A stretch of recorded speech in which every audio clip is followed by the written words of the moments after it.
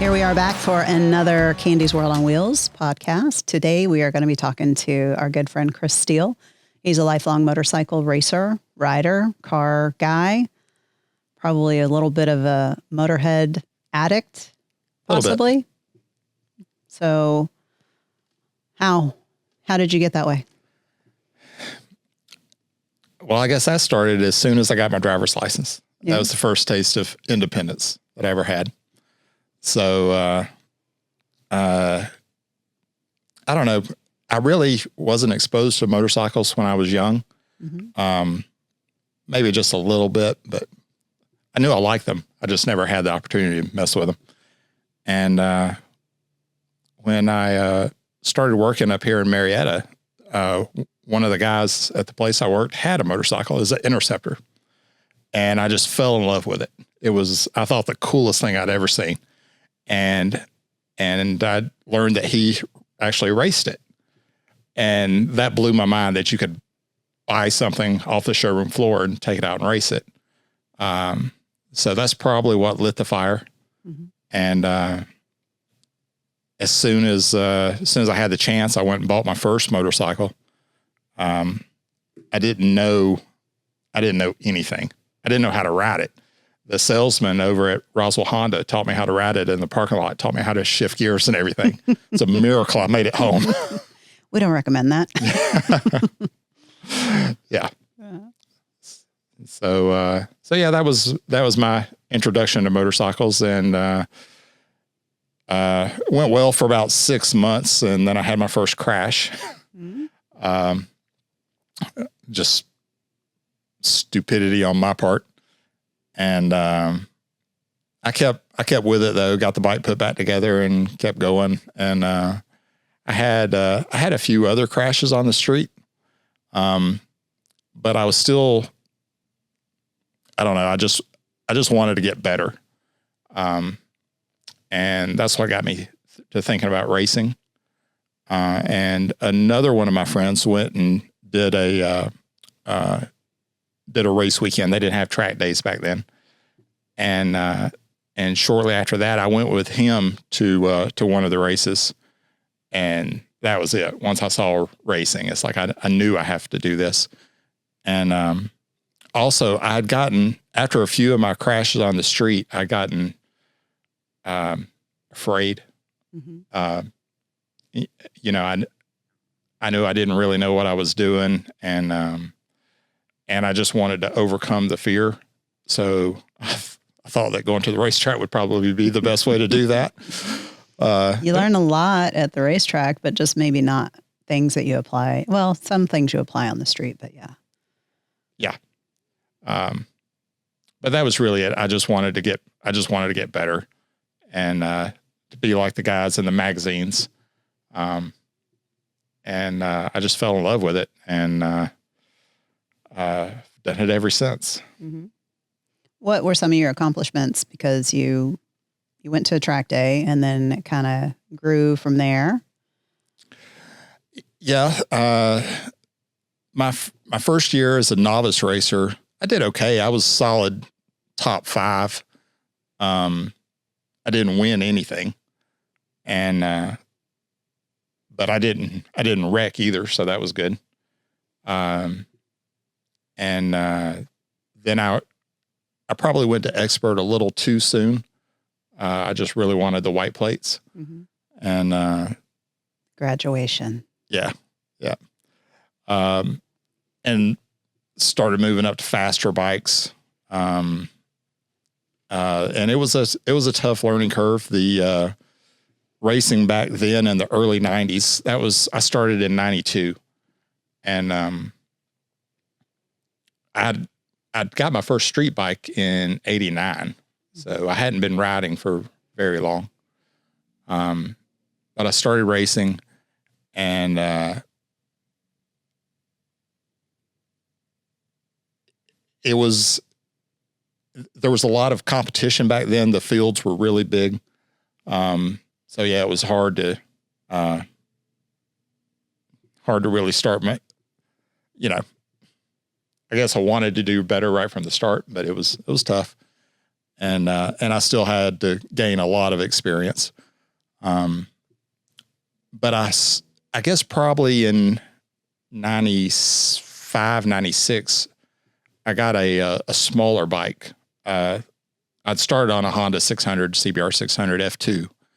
And, but it was when I bought the Hawk, a Honda Hawk, that something with me and that bike just kind of clicked, and I started doing a lot better. Mm-hmm. And I won a lot of races on that bike.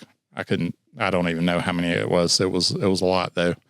Now was that one of those bikes that Honda had purses on? Like they had incentivized people to get them to race, or that wasn't? I think no. they did with the 600s. Yeah, they never had contingency on the Hawk. Mm-hmm. Most of that was always in the 600 class, or at the time that's 600 and 750 basically. But at least on the regional level with the Hawk, I started having a lot of success with that. And I got my confidence up, and then I wanted to move up back into the bigger bike classes. So I got a GSXR 750. Mm-hmm. That was like a 97. And I could ride that bike pretty good. And I started going to the AMA Pro races. I know now that I was not ready for that. Yeah. But I wanted to be there. I wanted to be part of the show. And I had the opportunity to ride with some of the greatest names in this sport. I've shared a track with guys like Eddie Lawson and Scott Russell and Freddie Spencer, and the list just goes on and on and on. And at the time, well, I was very much just a fan, right? But I was getting to experience it firsthand. And I had some decent results at the AMA level. A decent, solid mid-pack. Mm-hmm. But it was a lot of fun. It was very expensive. Hasn't changed. Yeah, it hasn't changed a bit. And at the time, it was all I could do to get myself to the track. Yeah, we recognize that there is another serious form of addiction that's not drugs or alcohol, but racetrack time. It'll make people do things that you would not even believe. Yeah. There's lots of things that people do to get that adrenaline rush, adrenaline junkies. Absolutely. Yeah. Yeah. It's funny thinking back about some of the things that we, later found out people were doing to support their adrenaline habits. It's like, wow. Yeah, I know some stories that I'm not going to share here, but yeah, it's, people do anything. Mm-hmm. So, but it was just a great experience to be there. I got to, travel to some of the far off events with, our friend John Oliver. Mm-hmm. And that was, I'll never forget that stuff. That was a lot of fun. Yeah. John had a good deal going. Yep. Yeah. With his sponsored race team. That was fun for you guys for sure. Yep. One of our events didn't go too well. We went to, Mid-Ohio, and, he crashed my bike in the first practice session. So, oops. That happens. I can't ever let him forget that one. Yeah. So what do you think what is your actual best achievement in road racing? In 2015, that was after one of my big layoffs. I got hurt really badly in 2000, mm-hmm. Which kind of put an end to the AMA racing. I think some doctors told you can't race anymore. I think that was kind of said like that point blank, but yet. Yeah. You did. And you do. Yeah. Back to the adrenaline junkie thing right there. See, it was a good 4 years before I could even ride a motorcycle again. Mm-hmm. And it was 8 before I got back on the racetrack. And how did it feel when you got back on it after being gone that long? It was good to be back. I was amazed at how much technology had changed. The tires had gotten so much better. The bikes were so much faster. I think the fastest race bike I ever had before I crashed before I got hurt, was like 130 horsepower. Mm-hmm. And when I came back, it was on a 180 horsepower CBR 1000. Woo. That's a big difference. Right. So it took a little bit to acclimate to how fast new bikes were. And everybody else is faster straight out of the box. Everybody has gotten faster. And even now, if you stay away for a few years and come back, you can see the improvement that the whole paddock has had. Right. So in that regard, it's gotten a lot tougher. But to answer your question, when I came back to racing, it was like 08, 09. And I continue to get more and more involved and doing more and more, trying to be more and more competitive. And in 2015, I finally won the WERA Opens Superstock National Championship. I would consider that my biggest achievement. I wanted to win a national championship for a long, long time. I'd come close on the Hawk back in 96, but there the championship was always decided at Daytona. Whoever won the race won the national championship. I never had the horsepower to win at Daytona. Yeah. Yeah, that would be hard. Yep. But when I won the Open Superstock Championship in 2015, that was on the R1M when it first came out. Mm-hmm. So it meant a lot to me to do it on a big bike as well. Yeah. Significantly different than what you had been riding before. Yep. Yeah. Yep. But after I won the championship, I sort of lost my motivation. I continued to do it for another couple of years. But it was getting harder and harder to ride at the level that I felt like I was capable of. Mm-hmm. I was just kind of going through the motions and, but not really pushing myself. And I guess I've done it for so long. I kind of got over the part of riding just for having fun. I needed a purpose, and I did it more for the competition than for anything else. Mm-hmm. Not just being on the bike. And when, I guess when I won the championship, it took that away. So I've had a few retirements over the course of 30 something years. And 2019, I guess it was, I stopped riding, and I was away for almost 6 years. I came back and did some more racing again this year. I still missed it and actually wanted to ride. And I told myself I wasn't going to take it too seriously, just go out and ride for fun. Well, I still can't do that. It's still, if I'm in the race, I want to win. Right. So I prepped a BMW S1000 RR and took it to the track, and it started going really well. And I've actually been going faster this year than I ever have at all of my home tracks, the Southeast region tracks. So I was very surprised by that. I didn't know if I'd ever be able to make myself ride at that level again. To have the motivation to do it.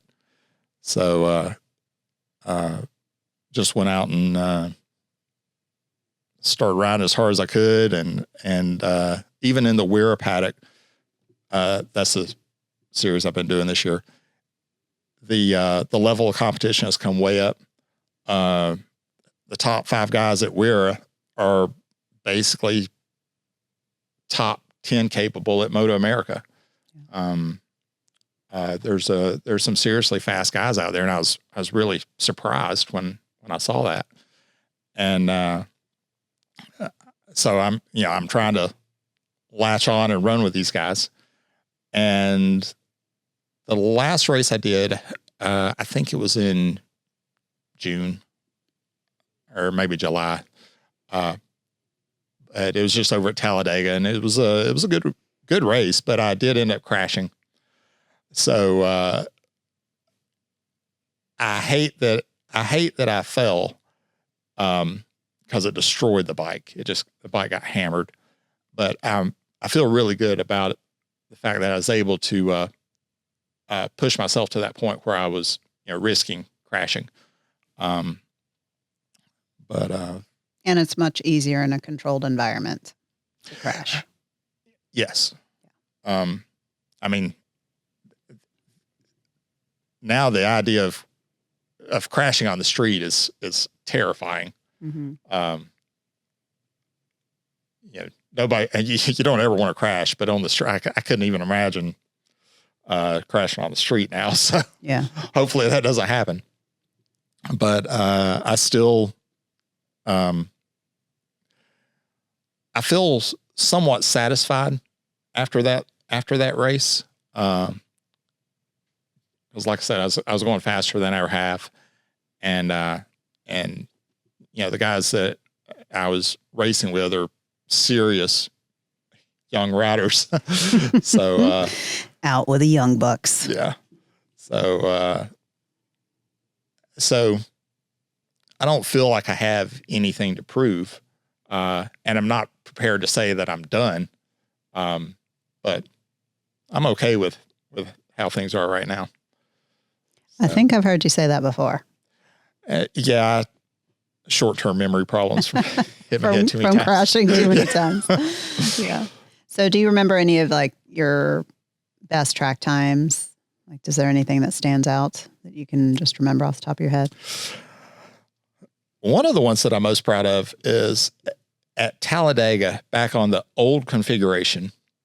A minute flat was a very fast 600cc lap time. Mm-hmm. I did that on my Hawk one weekend at Talladega, and I was running in the bigger bike races. Back then I'd run as many races as I could. There's one weekend I did 10 races in one day. Wow. On a Hawk, an F3, and a Harley 883. That was a lot. That's an interesting combination. Yeah, that was a lot of riding that day. But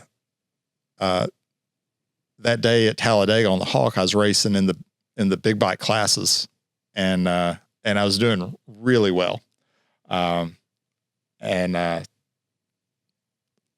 almost won it, but it didn't quite pan out. But I was very pleased with that. This year on the BMW, the weekend that I crashed,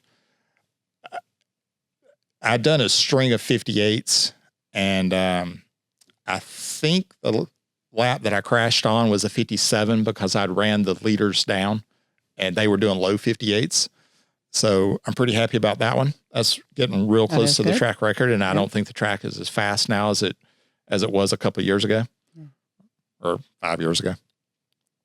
So yeah, 11.9 was my best lap time at Roebling. That's the track I've always considered my favorite. I've always done pretty well there. To drop another big name, I almost beat Jeff May there one time. He motored me to the line. I wasn't too happy about that. Well, we'll get Jeff's take on that later. I'm sure Jeff will not remember it, but it was a big deal for me. Sometimes things stand out in people's minds that you would not even realize. So you take a lot of time off in between your racing career. When you're getting back into racing, it's not like you can just jump into it. You kind of have to train and prepare. So what are some of the things that you would do to get yourself in shape to get back on the track? Well, when I quit racing in 2019, basically I used mountain bike riding to kind of fill that hole in my life. And to me, it's very much the same thing. I get the same feelings from it as I get from road racing. But I think it taught me a lot because on the mountain bike, I'm able to go do it every day.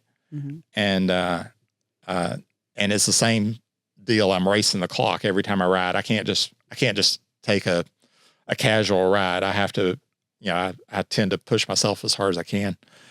And, but there's a million ways to crash a mountain bike, and I've done them all.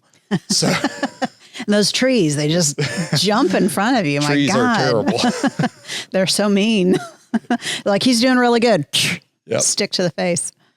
But what I really learned by doing it, particularly after I switched to e-bikes, yeah, that adds a lot. yeah, it's just a way to go faster. Yes. And when you're going fast through the trees on an e-bike, I think you're having to make a whole lot more decisions than you are on a race bike, on a motorcycle. Yes. A lot more obstacle intensive. Yeah. Everything's coming at you so fast. And what you can learn to do on a bicycle a lot easier than on a motorcycle is slide the front tire and recover from it. All the physics are the same. But it's just more manageable. Once, most of the time when you lose the front on a motorcycle, unless you're Mark Marquez, you're going to crash. Yeah. There's a lot more mass behind that too. Yeah. So, actually this past year, I did lose the front twice, 2 different tracks, and I saved it. The third one I didn't, but you've been watching Mark. Sure. But, I'm sure there was some luck involved too, but I think the mountain bike really helped tremendously with developing those kind of skills, and I've been able to transfer them back over to the motorcycle. So, so maybe you're never too old to stop learning. No, never, ever, ever. I think the day you stop learning, you might as well just put that foot 6 feet down, because I think we're designed to continue to learn and adapt and change.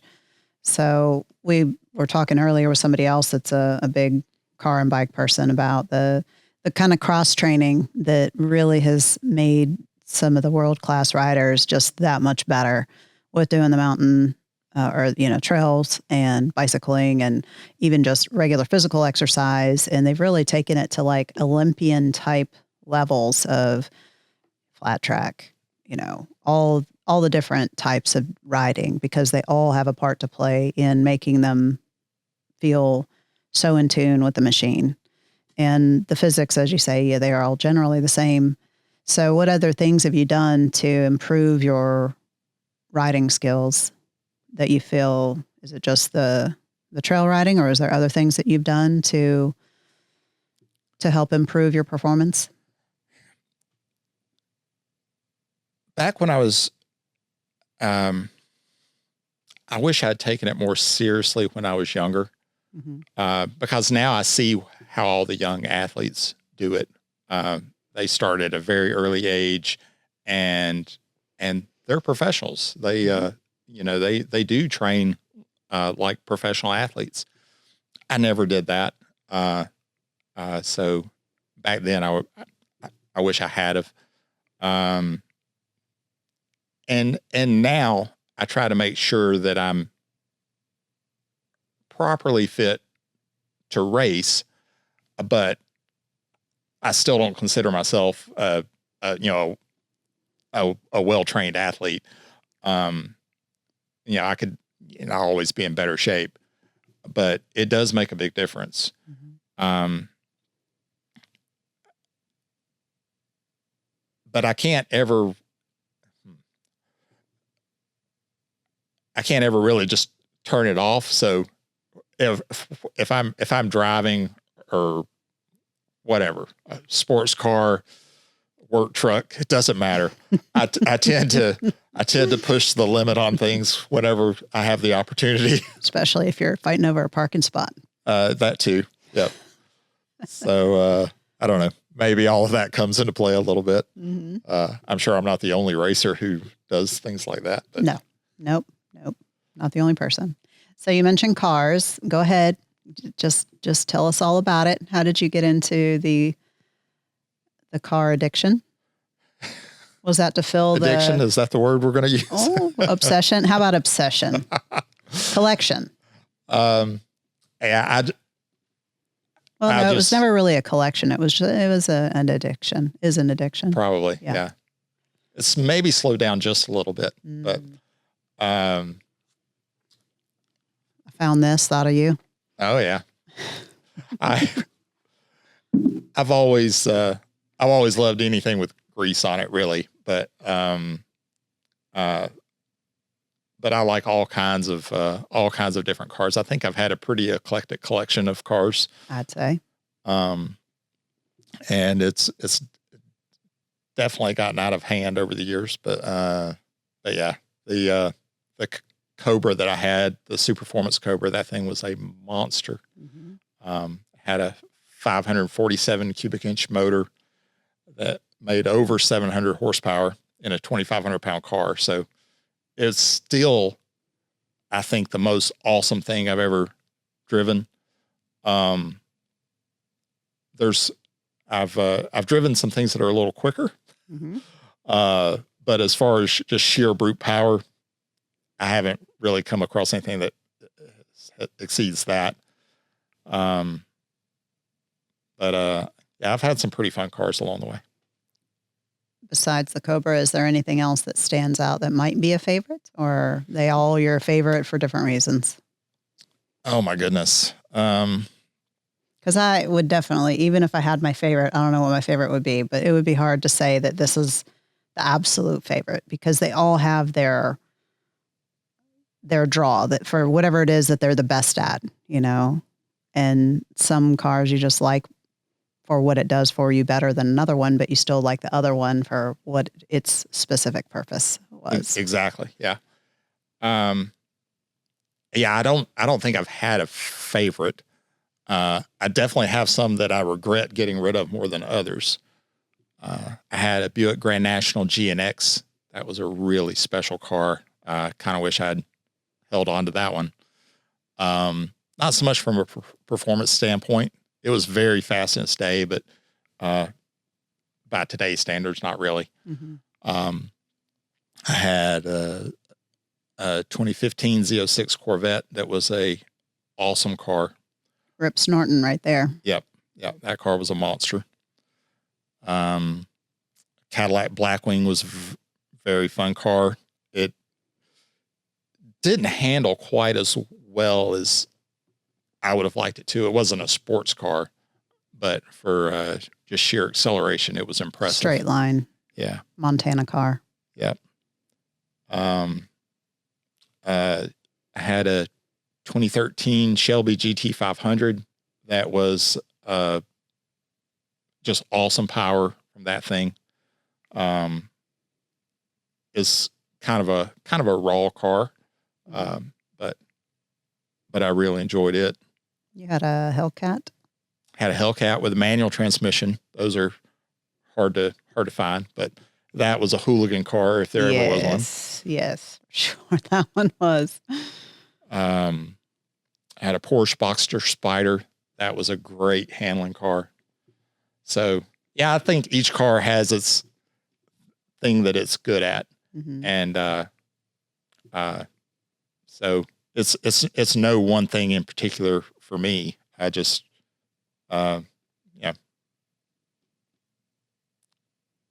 just like cars that have something cool going for them. Something that gives you that spark. Yeah.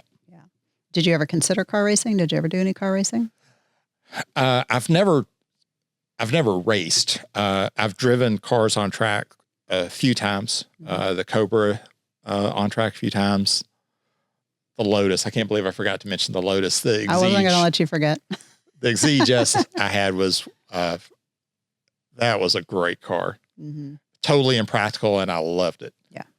So that one you definitely should not have sold. Yeah. That one should have been a keeper. But hey, you know what? You could probably go find it again. Probably. Yeah. But yeah, so I drove the Cobron track, made a few laps in the GT500 up at Road Atlanta. I went out to Nevada and drove Lotus on track out there. It's a lot of fun. For me, cars on a racetrack, though, I have no desire to use one of my personal cars because it does feel like it's tearing it up. Mm-hmm. Where a motorcycle feels like it's designed for it and you're not really hurting it. A car, it feels like you're hurting abusing the car. it. Yeah.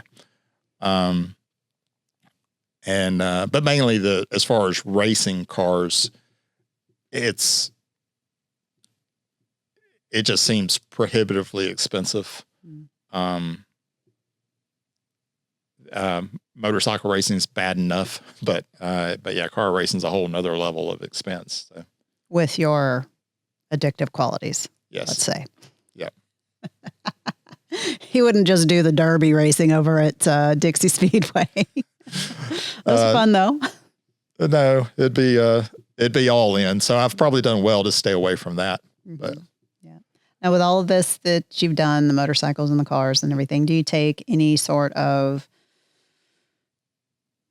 training? Have you ever done any of the organized training classes or, they have a lot of those. I've never, like for motorcycles, I've never taken a class or anything. Mm-hmm. I later went on to teach at a few classes. But I've never, taken one to learn how to do it. And, I always felt like that kind of held me back in my early years of riding. It's probably why it took me 20 years to win a national championship. That I pretty much did it on my own and learning things the hard way. Mm. I wish that I'd had, a mentor, someone to offer some guidance to keep me from making a lot of those mistakes. But no, I just figured it out, and I'm a slow learner, so it's taken a while. And the car stuff, though, from the very first time I put a car on track, I felt like I just knew how to do that. It seemed so easy compared to the motorcycles. I'd love to talk to Coop about that and see what he thinks comparing the two. I know he raced at a pretty high level in the car, and I think that I'm sure there's a lot more to that I probably don't get. But I still think motorcycles are more of a challenge. So, mm-hmm. Well, they are from a lot of perspectives. Obviously, just having the two wheels already makes it a level of more intensity. Yeah, and not having anything around you. And plus the performance envelope of what you can buy. Mm-hmm. Anyone can go buy a liter bike, and for power to weight, those things it would take a heck of a car to compare to that. So, right. For sure. Well, I'm sure that we can arrange another podcast where you and Coop can hash all that stuff out. I think that would be fun. It would be fun. He has a lot of experience, and he definitely has gotten to go and do things that, a lot of people really wish they could. And that's really good to be able to sit down with people and look back at all those cool things they've been able to do, from just having relationships and talking to people and, building things out, and one thing leads to another. And then the next thing you know, he gets to go drive cars in Australia. That's awesome. And it's also cool after so many years that of all the people that we've known over the years and met, and seeing how everybody has gone on their own trajectories and, everyone's had their own personal triumphs over time. And then we've seen people become top of the class, world class, and, all from this little area. Yeah. I think that's really cool that, it just takes this long to look back and go, oh, well, he came from here and he came from there, and they got to, we knew him when, and it seems like that's gone a little bit, I guess, but maybe not. Maybe it's just pausing, and hopefully we'll have a resurgence of super fast people again from Georgia. But, that would be great to see. Yeah, it would be. I don't keep up with racing like I used to. I used to be at the track all the time, but life takes over, work takes over. So I don't get to enjoy those things as much as I used to in the younger days, in the beginning, when it was 7 days a week and the weekends were always at the track. You drive back, go back to work the next day, go work all week, go drive Friday night to the track, and sleep sleep at the gate to be there in the morning. Yeah, don't get to do that much anymore. Not sure I'd sleep on a motorcycle anymore either. So give us one of your best memories of something that you did, like super spectacular, like drove across the country, or like maybe it was something that just something that you feel like at the end of the track or at the end of the weekend, like you really felt very happy and maybe overcoming a lot of things to make something happen that weekend. So the year that I won the national championship, we were racing out in Utah. I still call it Miller. Utah Motorsports Park, whatever they call it now. Yeah, stop changing the names of all these places. Exactly. It's hard to keep up with. Yeah. My son Parker and I went out there for that weekend, and it was just the two of us, and I was in a battle for the championship with Mark Young, and so I had to make sure that I either beat him or finish as close to him as I could, and so we go out there, and the first day of practice, Parker decides to go ride his mountain bike somewhere. So I'm actually at the track by myself, and I crash in practice, and on the R1M, and it twisted it up pretty good. But I was able to, patch it back up and get it ready for the race. And when we finally ran the race, it was a pretty tough field. There was a lot of people there, and I'd never been there before. So I was trying to get myself up to speed. But anyway, I ended up finishing fourth, right behind Mark. He was third.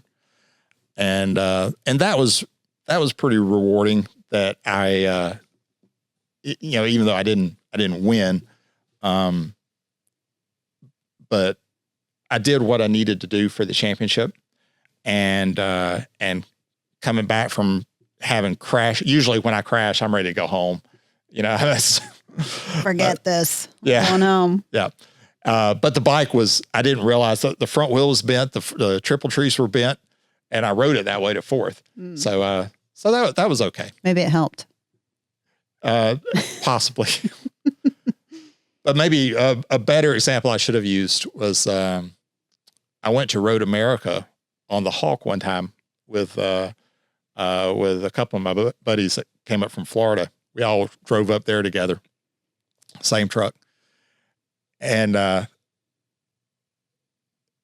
this weekend they made it a big deal. It was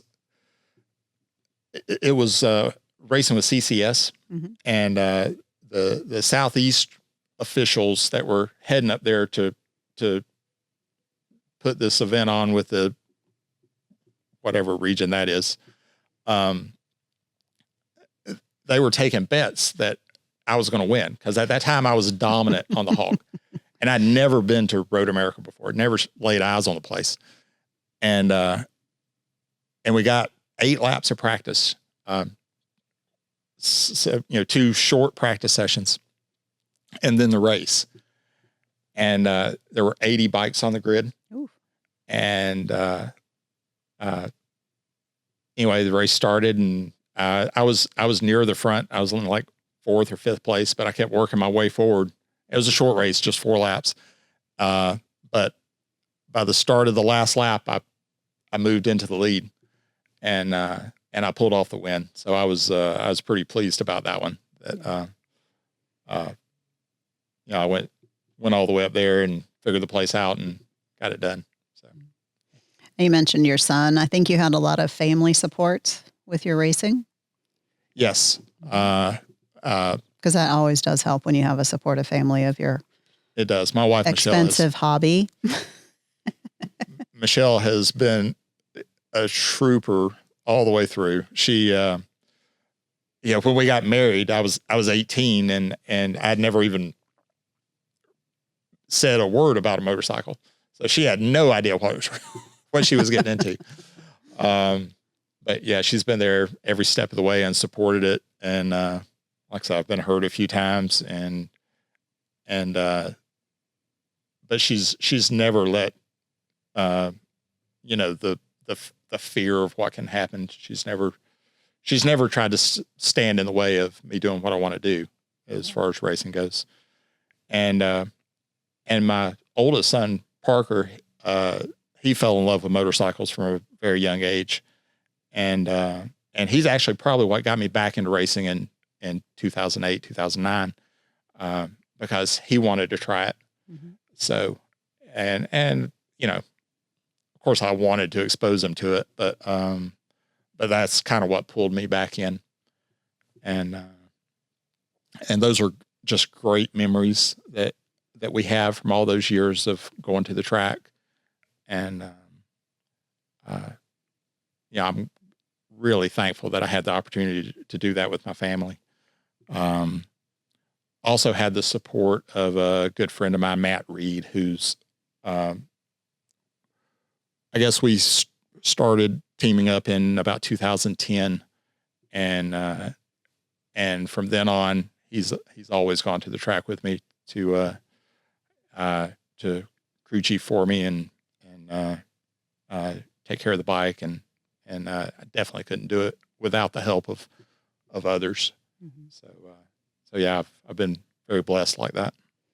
Yeah, there's probably still to this day, it's a very tight-knit community. It's, the pits is a big family, and there's a lot of lifelong friendships that get formed there, and you get to see people go through, all the fun stuff and some not fun stuff. But it's, when you develop those relationships with those people, it doesn't matter where they go, you end up staying really good friends for life. And I like to see that carry on. Yeah. Yeah. So what's your future plans? Race team, Steele Racing? I don't know. I don't have any big plans. My plan is to just try to have fun. Mm-hmm. But can you do that? Have fun being competitive. If I were not competitive, I probably wouldn't do it. Probably would have never started. Yeah, probably not. But I mean, like, if I don't want to just go out and just ride around, that's not me. If I'm, if I'm going to do it, I'm going to be trying. Again, there's no point in just going out and riding around. If I'm not scaring myself, I'm not going fast enough. So, as long as I can learn and continue to improve, that's what I'm after. I want to see improvement. What would you tell somebody that is thinking about getting into racing or any kind of on-track riding? What would you do to give them advice, encourage them?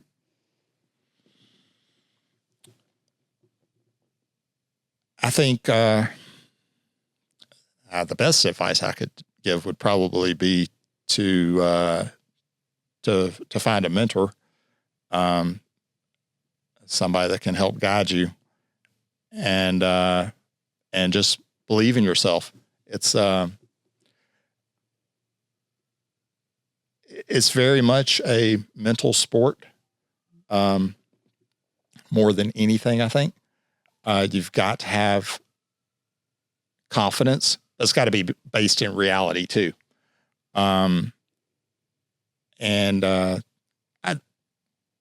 probably not one of my strong points. I think it took me a long time to develop confidence, and because there's always someone faster, but you can't let that affect your attitude towards the race. I try to just always go out and do the best I can. But you think you know where the limit is, but that's in your head too. You can push yourself a lot harder than you may have ever realized was possible. So for someone just starting out, though, it's about learn as much as you can, as fast as you can, and do it with a professional attitude of, take it seriously, and make the most of it. Your track time's very expensive. So every lap you turn, you need to make the most of it. Yeah. Is there any initial steps? Like, would you recommend just like saying, I want to go race, let me buy all the stuff, or step in by track days? Or so I don't think anyone goes straight to racing like we did when I started, because there wasn't a track day to go to. If you wanted to be on track, you had to take the rider school, and which, when I say the rider school, that's something the organization puts on. It's basically a safety course. They're not teaching you how to ride. They teach you what the flags mean, and proper track etiquette. But then it's just go out and figure it out. And nowadays there's so many schools you can take. And most people start off doing track days and going to riding schools. That's, I wish that was available when I started, but yeah, that's definitely the way to do it. And I'd love to see more people transition from doing track days to racing. I don't really know why there's not. The track day organizations are, the ones that I've done have been very full. So I'd love to see more of those people switching over and give racing a try. It's all what you make of it. It doesn't, maybe it's an expense thing. You go through a lot more tires when you're racing than you do on a track day. A track day is fine to make one tire last all day.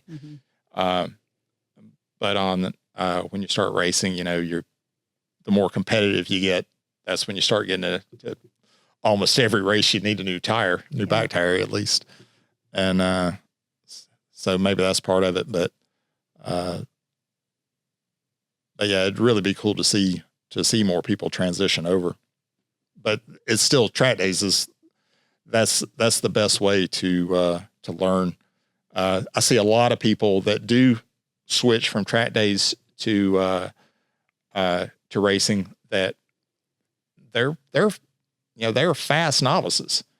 So it's definitely a different deal. You can tell that somebody's been doing track days for years before they start actual racing. So yeah, that would be a nice advantage to have. Yeah. Good. Well, from starting off kind of a little bit later in life, not riding dirt bikes or anything, when you were younger, with the changes that you've seen trackside and technologies, and what would be your prediction for what track riding looks like, whether it's race organization or whatnot? What do you think it's going to look like in another 10 years?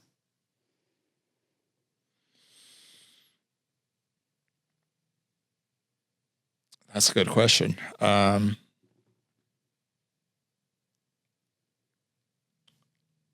Honestly, I don't know. I see a lot more young people getting into the sport of motorcycling on the smaller displacement bikes. The manufacturers have been pushing towards smaller displacement bikes, which is probably a good thing. The leader bikes have gotten so fast that it probably turns a lot of people off. That they're not looking for something that fast. But yeah,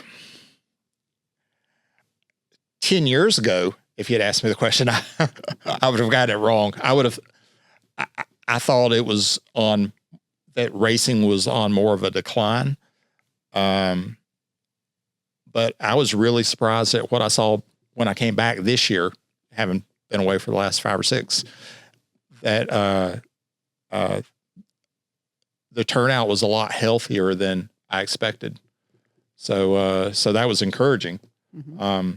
And it's not, there's still some old guys like me out there that are, they're going to be there for as long as they can, I guess. But there was a lot of young people in the sport. So that was good to see. I think what's going on with Moto America is really good for racing in this country. I think that's brought the popularity up a lot. And they seem to be they're always focused on that next generation of getting them into it.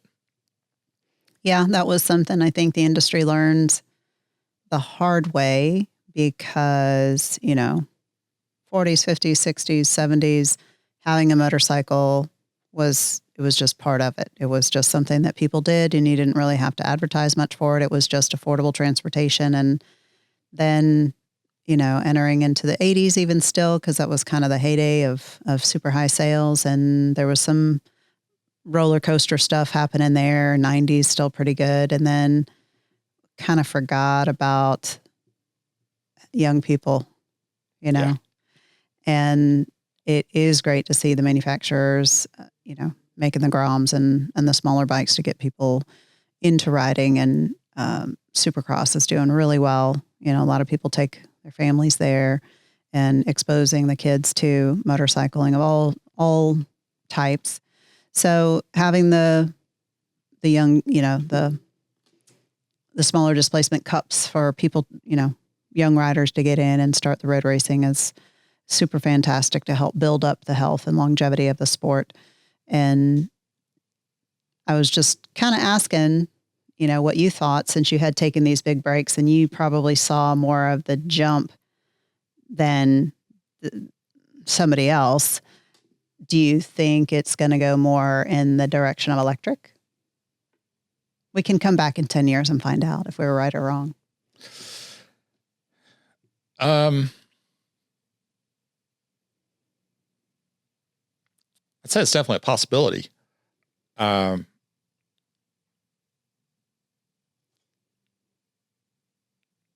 That's a hard one to know.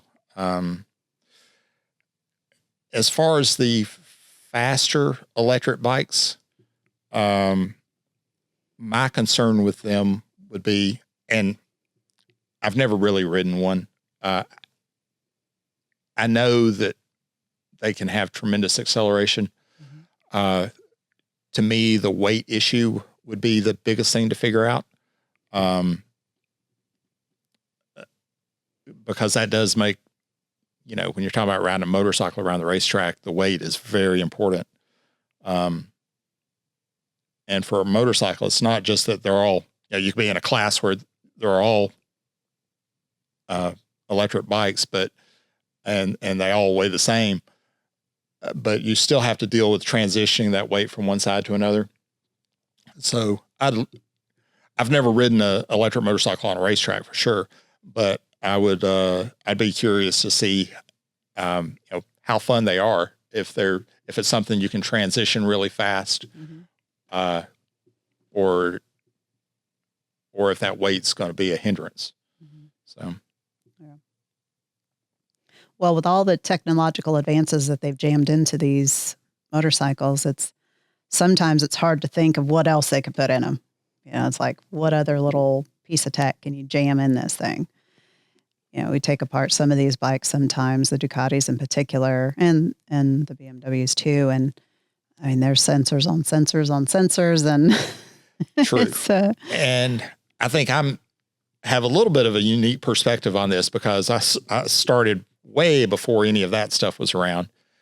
But the last couple of bikes I've have had all the stuff on them. The elaborate traction control systems and whatnot. And a lot of old school guys don't feel like it's the same, but I think it's its own set of challenges to learn to ride a bike properly that has that stuff on there. I mean, the stuff definitely helps and allows you to do things that you couldn't necessarily do on a regular bike. But at the same time, when the guys you're racing with have those same systems on their bike, you still have to figure out how to beat them. Right. So you have to look for other ways to find improvements. And I've actually enjoyed that challenge. It's been, to me, it's been very interesting. It does give a little bit more of a safety factor. I'd say you're less likely to high side, but you can still do it. Yeah. And, but it's just another level of a challenge that you have to figure out how to ride your bike faster than the next guy. So, I don't think it's the end of the world to have electronics on there. I actually like them. So technology can be a really good thing. Yeah. It's definitely made a lot of improvements, made bikes safer, faster, more customizable on the fly without a lot of, you've gone through all of it where if you wanted to make adjustments, it's all manual adjustments and takes a lot more time. So the on the fly adjusting is pretty cool with stuff like that. So we'll just have to see. We'll have to see what the future is going to hold. Yeah. On that. So 10 years, let's come back, see where we're at. See, well, you never really said. So like you're non-committal. It'll still be both, one, the other. Tron. I mean, if you're trying to pin me down, I would say that it would be, I think it'll still be, ICE engines, 10 years from now. They're a lot easier to fuel up when they run out. Yeah. True. Recharging a bunch of e-bikes at the track might be a little difficult. That might be. Yeah. Maybe that's the challenge. Yeah. Hold on. Let's change this 500-pound battery real quick. No, once the battery, it's when we took on the electric motorcycles, I learned a lot. I mean, I dove deep in there and learned about battery chemistry and all kinds of stuff. I went around to police departments, municipalities, colleges doing, these kind of speeches on the electric motorcycles and cars. And like in the early 1900s, they had electric taxis. Yeah. And it just blew my mind to find out that there had been all these electric things in the past that just kind of got killed off because of, the Ford. technology wasn't ready. No, it's not that it wasn't ready. It was that the world opted for Henry Ford. It's really is what it comes down to. And just like with any type of technology, if it had been worked on sooner or back well, if it then. had 100 years of development. Correct. And the thing that I showed people that really kind of, for me, when I was doing all this, it kind of like the mind-blowing thing is I went and got one of those bag cell phones. I had one of those. Yeah. I went and got one of the, eBay was lovely. I got one of those and I had a bunch of different, iterations of phones. And then I had, at the time, the first or second iPhone. And I just pointed out, when we saw these people walking around with practically a briefcase and a phone, they thought they were awesome. And like, you either really liked it or you're like, that's the dumbest thing ever. But somebody knew that was the future. Yep. And the amount of time, energy, effort, technology that went into in a real short amount of time, actually, if you think about it, from that first bag phone, which I think came out at $39.95. And when I was doing these speeches, however many years later, it was the equivalent of $10,000 in that day and age. So I want to say it was like a maybe 25-year span or something like that. So imagine, this thing is coming out and you're paying that much money for it and you're being an early adopter. But then that basically fast forwards all that research and development to make the battery smaller, and more efficient to now what we have today. And what kind of vehicles could we have now if that same pressure had been applied? Yeah, absolutely. Because like in 1982, Honda had a hydrogen-powered motorcycle. And I cannot find, I used to have the article in my book that I'd have on my sales desk, and it was out of Cycle News. I cannot find that thing anywhere. It was something I looked at every day. And 1982. Wow. 1982. That's and it looked incredible. it looked like an Africa Twin. It was, big Africa Twin-ish, or, it was based, I think they used the frame or the look of that. And, you go back and you see, well, there was all these things that maybe could have been a lot better if the desire and the financial rewards, I guess, had been there. Yeah. But it's just interesting to kind of wonder, if we had not gone to petroleum and we had stuck with electric, what would we have now? It's always very interesting. Or if Honda had not kicked the hydrogen powered stuff to the side for a while, where would we be? Because I grew up watching the Jetsons and I'm just mad. Because I was like, man, I can't wait till 2020, 2025. Where's the flying cars? Where's the this and where's the that? And, I think we'll get there one day, but could we have already been there? And it's really, I don't know, it's just kind of cool to go back and research history and look at how things, went to the left side or the right side, and we end up where we are. But we'll see where the future takes us. Yeah, I'm kind of curious with electric vehicles in general, how the interest is kind of going back and forth a little bit with it. And what is that going to do to, for example, some of the manufacturers, the automotive manufacturers are pulling away from their EV programs now. Correct, because they lost a lot of money. Yep. So that's likely could stall things out for a very long time. I think that's maybe what happened before. They made some progress, but then this thing took over, and then maybe because this was still in its clunky phase, to me, it feels like the government was maybe pushing a little too much too soon. Mm-hmm. And the population just isn't ready for that kind of major change yet. Yeah. Well, it's kind of like with any other government forced change. Take this building, for example. We went through the extra effort of wanting to make sure we had the most up-to-date LED lighting everywhere. Okay. Mm-hmm. we have bulbs burning in our old buildings that have been burning for 30 years. You know how many of these things we've had to replace the whole entire thing? Yeah. So I don't know, those kind of forced things in the name of pollution control or the name of energy reduction or whatever. If you're going to put out something that is an inferior product to what was there previously, why don't you just make the previous product more efficient? And that's what one of my favorite car guys, Mr.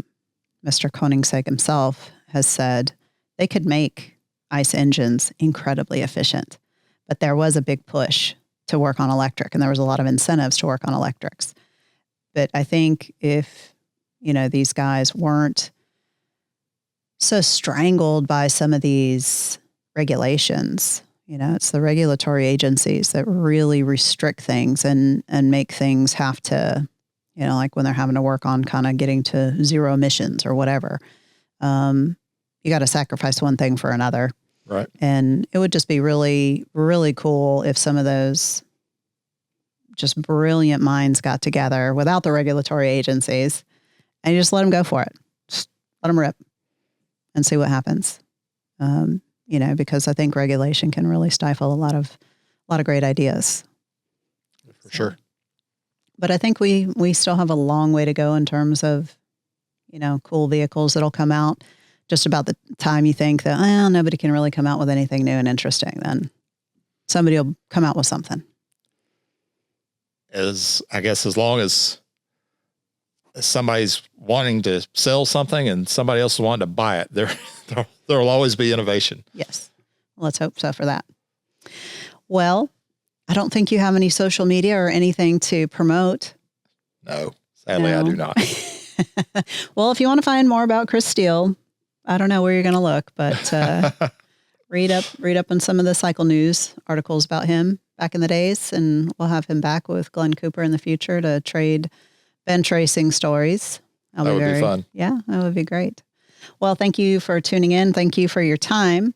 If you are watching this on YouTube, please like and subscribe. Any of your other streaming services, please make sure to favorite us. And if you can leave us a review, that is always welcome and helpful. Thanks again. We'll see you next time.